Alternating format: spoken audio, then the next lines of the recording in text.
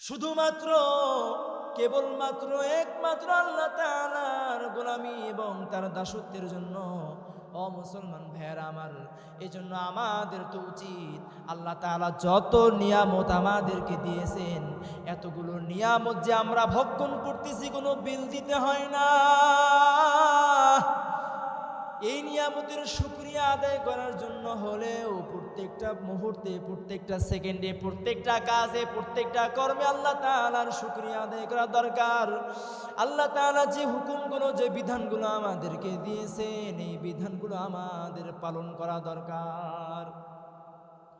মুহতারাম হাজিরিন, এজন্য কথাগুলো গভীর মনোযোগ দিয়ে শুনবেন। বেশি কথা বলবো না। আল্লাহ পাক রব্বুল আলামিন আপনাকে আমাকে দুনিয়ার মধ্যে পাঠাইছেন, যেমনি ভাবে আল্লাহ তাআলা আমাদেরকে পাঠাইছেন, ঠিক তেমনি ভাবে এমন একটা সময় আসবে, ওই সময় এই দুনিয়ার মায়া ত্যাগ করে আবার আমাদেরকে আল্লাহর কাঠগড়ায় দাঁড়াইতে হইবে। ও মুসলমান, আল্লাহর গোলাম, কথাগুলো গভীর মনোযোগ দিয়ে শুনবেন। আল্লাহ পাক রব্বুল আলামিন দুনিয়ার মধ্যে আপনাকে আমাকে পাঠাইছেন শুধুমাত্র তার ইবাদতের জন্য, নেক আমলের জন্য। কিন্তু যদি কোনো বান্দা গুনাহ করে, নেক আমল না করে, আল্লাহর দাসত্ব না করে, আল্লাহর নাফরমানি করিয়া জীবনটাকে কাটায় দেয়, আল্লাহ পাক রব্বুল আলামিন জানায় দেন, ইন্নাল্লাযীনা আমানু ওয়া আমিলুস সালিহাত, ইন্নাল্লাযীনা আমানু ওয়া আমিলুস সালিহাতি কানাত লাহুম জান্নাতুল ফিরদাউস নুজুলা। আল্লাহ পাক রব্বুল আলামিন বলেন, রে বান্দা, দুনিয়ার মধ্যে যেই বান্দাটা নেক আমল করতে পারবে, যে বান্দাটা আমি আল্লাহর উপর ঈমান আনয়ন করবে এবং নেক আমল করবে, আমি আল্লাহ পাক রব্বুল আলামিন মৃত্যুর পর ওই ব্যক্তিটাকে বিনা হিসেবে জান্নাত দান করব। সুবহানাল্লাহ। আর যেই ব্যক্তিটা আমি আল্লাহর গোলামি করবে না, যেই ব্যক্তিটা আমি আল্লাহর দাসত্ব করবে না, বরং আমি আল্লাহর নাফরমানি করবে, আমি আল্লাহর হুকুম মেনে চলবে না, আমি আল্লাহর বিরোধিতা করবে, ওই সমস্ত বান্দাদেরকে আমার আল্লাহ পাক রব্বুল আলামিন জানায় দেন, ইয়াউমা তুকাল্লাবু বুজুহুহুম ফিন্নার। আল্লাহ পাক রব্বুল আলামিন জানায় দেন, যদি কোনো বান্দা আল্লাহর দাসত্ব না করে, আল্লাহর গোলামি না করে, ওই বান্দা যদি আল্লাহর নাফরমানি করিয়া মৃত্যুবরণ করে, আল্লাহ তাআলা জাহান্নামের গর্তে থেকে নিক্ষেপ করবে প্রজ্বলিত আগুন দ্বারা, ওই ব্যক্তির শরীরকে ক্ষত বিক্ষত করে পুড়ে ফেলবে। নাউজুবিল্লাহ। ও গাইবান্দার মুসলমানের যুবক,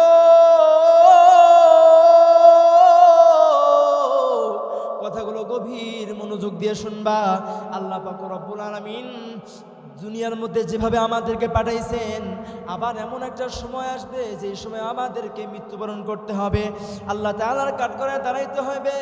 আল্লাহ পাক রব্বুল আলামিন মৃত্যুর পর প্রত্যেকটা বান্দাকে কবরের মধ্যে যাওয়া লাগবে, এইটা অবিশ্বাস করার মতো কোনো মানুষের জন্ম আজ পর্যন্ত হয় নাই। ভাইরা আমার, ওই কবরের মধ্যে যখন আপনি যাবেন, আমি যাব, ওই কবরের মধ্যে যখন আপনাকে প্রশ্ন করা হবে, মান রব্বুকা ওয়া মান দীনুকা ওয়া মান নাবিয়্যুকা, বান্দা রবের পরিচয় দাও, দ্বীনের পরিচয় দাও, পয়গম্বরের পরিচয় দাও। দুনিয়ার মধ্যে যে বান্দা নাফরমানি করছে, আল্লাহর গোলামি করে নাই, আল্লাহর দাসত্ব করে নাই, ওই বান্দা যখন কবরের ময়দানে প্রশ্ন করা হবে তিনটা,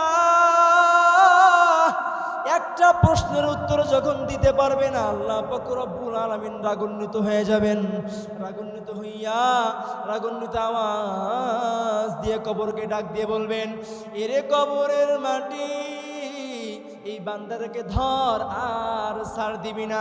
দুনিয়ার মধ্যে আমি আল্লাহ এই নাফরমান বান্দারে কম ছাড় দেই নাই, কম সুযোগ দেই নাই, কিন্তু এই নাফরমান বান্দার সুযোগ পাওয়ার পরে আমি আল্লাহর গোলামি করে নাই, আমি আল্লাহর দাসত্ব করে নাই, বরং আমি আল্লাহর বিরোধিতা করেছে, আমি আল্লাহর বিরোধিতা করেছে।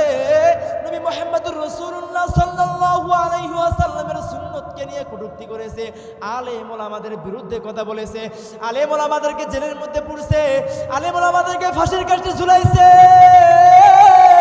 ও কবরের মাটি, এদেরকে আর ছাড় দিও না, এদেরকে ধরো, এদেরকে পাকড়াও করো। যখন আল্লাহ পাক রব্বুল আলামিন নির্দেশ দেবেন, হুকুম দেবেন, আল্লাহর অর্ডার যখন হয়ে যাবে রে মুসলমান, ওই কবরের মধ্যে কবর দুই পাশে থেকে বান্দাকে এমন জোরে জোরে চাপ দিবে, কবরের চাপে বান্দার পাঁজরের হাড়গুলো ভেঙে ভেঙে চুরমার হয়ে যাবে। একটা পাঁজরের হাড় আর একটা পাঁজরের মধ্যে ঢুকে যাবে। ওই কবরের মধ্যে ৭৭ থেকে ৯৯টা সাপ প্রতিনিয়ত দংশন করতে থাকবে। কেমনে সহ্য করবি বল, কেমনে সহ্য করবি? দুনিয়ার মধ্যে সামান্য একটা বেতের আঘাত সহ্য করতে পারি না মুসলমান, দুনিয়ার মধ্যে একটা মশার কামড় সহ্য করতে পারো না, ওই কবরের মধ্যে কিভাবে ৭০ থেকে ৯৯টা সাপের দংশন সহ্য করবা? এ মুসলমান, একটাবার কি চিন্তা হয় না? একটাবার কি চিন্তা হয় না আমাকে মৃত্যুবরণ করতে হবে, ওই কবরের ময়দানে আমাকেও যাওয়া লাগবে। আমার বাবা এক সময় ছিল, সে আজকে নাই, আমার দাদা এক সময় ছিল, সেও আজকে নাই। তারা কোথায় গেছে জানোনি? তুমি তো নিজে তাদেরকে কবরের মধ্যে শোয়াই দিয়ে আসছো। এইটা তো অবিশ্বাস করার মতো কোনো বিষয় না, তোমাকে বিশ্বাস করতে হবে। এ মুসলমান, মৃত্যু তোমারও এক সময় হবে, আমারও এক সময় হবে। ওই কিয়ামতের ময়দানে যখন আল্লাহ আপনাকে আমাকে তার কাঠগড়ার মধ্যে দাঁড় করাবেন, ওই কিয়ামতের ময়দানে যখন কোনো নাফরমান বান্দা দাঁড়াইবে, আল্লাহ পাক রব্বুল আলামিন থেকে চিনবেন এই বান্দাটা নাফরমান। দুনিয়ার মধ্যে আমি আল্লাহর গোলামি করে নাই, আমি আল্লাহর সঙ্গে নাফরমানি করেছে, আলেমদের বিরুদ্ধে কথা বলেছে, আলেমদেরকে ফাঁসির কাস্টে ঝুলাইছে, আলেমদেরকে জেলের মধ্যে পুরছে। কিয়ামতের ময়দানে যখন দেখবেন এই নাফরমান বান্দা আমি আল্লাহর গোলামি করে নাই, বরং আমি আল্লাহর দুশমনি করছে, আল্লাহ পাক রব্বুল আলামিন যখন দেখবেন, যখন চিনবেন, ওই নাফরমান বেঈমান বান্দা ঘামতে ঘামতে তার শরীরের ঘামের একটা নদী হয়ে যাবে, স্রোত হয়ে যাবে, ওই স্রোতের মধ্যে নাফরমান বান্দা ভাসতে থাকবে। ওই কিয়ামতের ময়দানে যারা নাফরমান বান্দা দুনিয়ার মধ্যে গুনাহ নিয়ে যারা কবরের মধ্যে চলে যাবে, কিয়ামতের ময়দানে যখন জাহান্নাম পাকড়াও করবে, জাহান্নাম যখন ধাওয়া করবে, কোথায় পালাবা বলো? পালানোর কোনো জায়গা নাই, পালানোর কোনো সুযোগ নাই। এই জন্য মুহতারাম হাজিরিন, কথাগুলো গভীর মনোযোগ দিয়ে শোনা চাই। আল্লাহ তাআলা যতটুকু হায়াত আপনাকে আমাকে দিয়েছেন, এই সংক্ষিপ্ত হায়াতের জিন্দেগিতে আমাদের উচিত হলো, আমাদের করণীয় যতটুকু সময় আমাদের আছে, প্রত্যেকটা সেকেন্ডে, প্রত্যেকটা মুহূর্তে, প্রত্যেকটা সময় দুনিয়ার কারো হুকুমত চলবে না, দুনিয়ার কারো বাহাদুরি চলবে না, দুনিয়ার কারো হক, দুনিয়ার কারো বরত্ব চলবে না। দুনিয়ার মধ্যে বরত্ব চলবে একমাত্র আল্লাহ তাআলার। কথা বলেন ঠিক কিনা? ও গাইবান্দার মুসলমান, ও ভাইয়েরা আমার, কবরের ময়দানে যখন আপনি আমি প্রশ্নের উত্তর দিতে পারবো না, দুনিয়ার মধ্যে যখন গুনাহ নিয়ে কবরে যাব, ওই কবরের ময়দানে প্রশ্নের উত্তর দিতে না পারলে কি অবস্থা হবে বলো? কিয়ামত পর্যন্ত আল্লাহ তাআলা এমন পাকড়াও করা করবে, ওই কবরখানা জাহান্নামের গর্তে পরিণত হয়ে যাবে। পালানোর কোনো সুযোগ নাই, পালানোর কোনো উপায় নাই। দুনিয়ার মধ্যে সামান্য একটা ঘর, জানালা আছে, দরজা আছে, ফ্যান আছে, লাইট আছে, লাইট অফ করলে রাতের বেলা ভয় লাগে, ঘুম আসে না। যখন আপনি আমি মারা যাব, কবরের ময়দানে কোনো আলো নাই, বাতাস নাই, কোনো লাইট নাই, কোনো জানালা নাই, দরজা নাই, ওই কবরের মধ্যে কেমনে থাকবি বল? ওই কবরের মধ্যে একা থাকার শক্তি কি তোর আছে বল? দুনিয়ার মধ্যে কোনো বান্দা বলতে পারবে না, ও হুজুর আমি বলতে পারবো না, আমি হুজুরা বলতে পারবো না যে কবরের ময়দানে একা আমি থাকতে পারবো। ওই কবরের মধ্যে যদি আল্লাহ আপনাকে পাকড়াও করে, আমাকে পাকড়াও করে, আর আল্লাহ যদি একবার রাগান্বিত হয়ে যায়, বাঁচার কোনো সুযোগ নাই। কিয়ামত পর্যন্ত তো কবরের মধ্যে জাহান্নাম চলবেই। আবার যখন কিয়ামতের ময়দানে, কিয়ামতের দিন ইসরাফিল আলাইহিস সালাম সিংহায় ফুৎকার দিবেন, সিংহায় ফুৎকার দেওয়ার সঙ্গে সঙ্গে নাফরমান বেঈমানরা কবর থেকে উঠে কিয়ামতের ময়দানের দিকে সকলে চলে যাবে। মুহতারাম হাজিরিন, যখন আপনি আমি কিয়ামতের ময়দানে দাঁড়াবো, ওই কিয়ামতের ময়দানে দাঁড়ানোর পর আল্লাহ পাক রব্বুল আলামিন রাগান্বিত আওয়াজ দিয়ে বলবেন, লিমানিল মুলকুল ইয়াউম, এ বান্দা বলো আজ রাজত্ব কার? কোনো বান্দা কোনো কথা বলার সাহস পাবে না। প্রত্যেকটা বান্দা কিয়ামতের ময়দানে থরথর করে কাঁপতে থাকবে।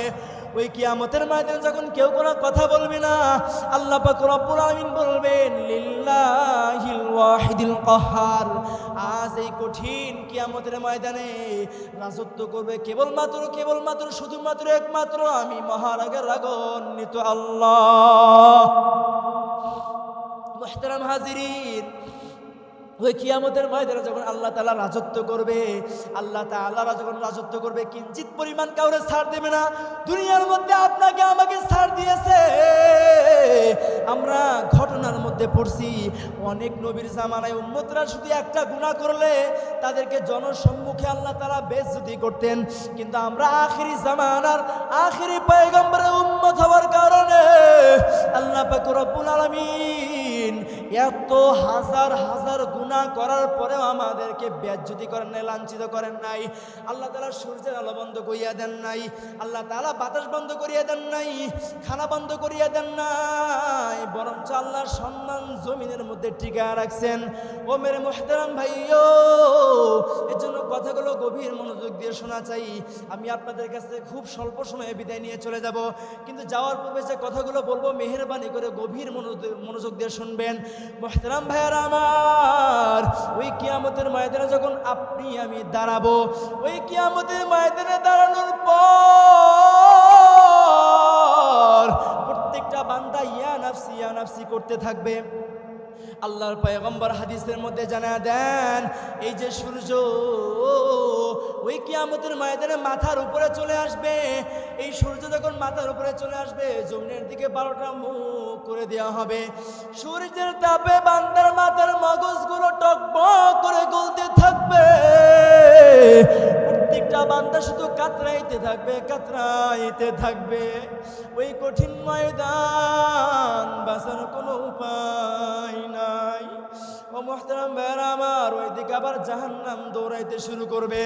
জাহান্নাম দৌড়ায়া বলবে, আল্লাহ তাআলাকে ডাক দিয়ে বলবে, ইয়া রাব্বি কাবা, গুনাহগাররা কই? তাদেরকে আমার মধ্যে দেন, আমার বড় ক্ষুধা, তাদেরকে আমার মধ্যে দেন। আল্লাহ পাক রব্বুল আলামিন জাহান্নামকে বলবে, রে জাহান্নাম, একটুখানি অপেক্ষা করো, একটুখানি ওয়েট করো। শুধুমাত্র বিচার কার্য শেষ হওয়ার সঙ্গে সঙ্গে জাহান্নামীদেরকে তোমার মধ্যে ঢুকিয়ে দেব। মুহতারাম ভাইরা আমার, কিন্তু জাহান্নাম ধৈর্য ধারণ করবে না। জাহান্নামের পেটের মধ্যে এত ক্ষুধা, জাহান্নাম সামনের দিকে দৌড়াইতে থাকবে। আল্লাহ পাক রব্বুল আলামিনের অর্ডার হয়ে যাবে, এই ফেরেশতারা জাহান্নামকে ধর,